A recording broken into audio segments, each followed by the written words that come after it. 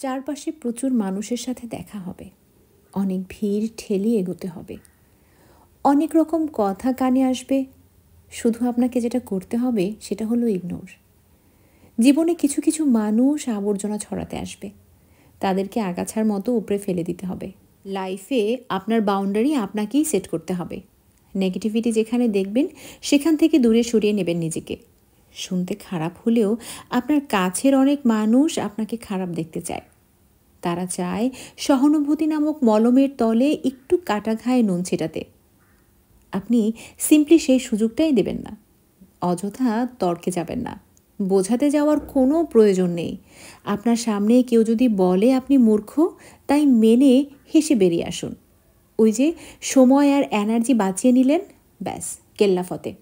যে যা বলছে শুনে নিন, আর মুচকি হেসে শিরদাঁড়া সোজা করে নিজের সিদ্ধান্তটাই নিজে নিন। যারা নিজের সিদ্ধান্ত নিজে নিতে পারে তারা আসলেই জীবন চেনে, বোঝে।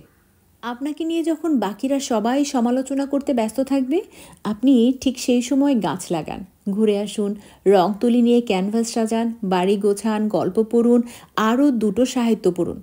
নিজের পুরনো ফটো দেখুন, ব্যাডমিন্টন খেলুন, ফটো তুলুন, চা খেতে বেরিয়ে পড়ুন, নামাজ পড়ুন। মোট কথা, তাদের কথায় রিয়্যাক্ট করবেন না। যা বলছে বলুক, আপনার কানে এলেও ফেলে দিন।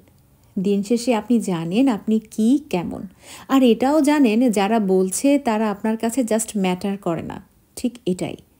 একটা বাউন্ডারি সেট করুন, একদম যাদের বা যার বুকে মিশে আপনি শ্বাস নেবেন, যার সামনে আপনি আয়নার মতো দাঁড়াতে স্বাচ্ছন্দ্য বোধ করেন, ঠিক তাদের কাছেই ওপেন আপ হন, তাদের কাছেই এক্সপ্লেন করুন, তাদের কাছেই ঝুঁকতে শিখুন।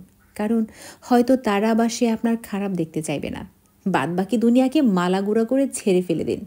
একটা কথা মাথায় রাখবেন, জীবন অনেক সুন্দর। আপনি যে জীবনটা বাঁচতে পারছেন সেটা অনেক সুন্দর। আপনাকে শুধু মাঝে মাঝে গজিয়ে ওঠা আগাছাগুলো মিটিয়ে ফেলতে হবে, অথবা কোণে একটা কাঁটাঝাড় দেখতে পেলে সাইড কাটিয়ে চলে আসতে হবে।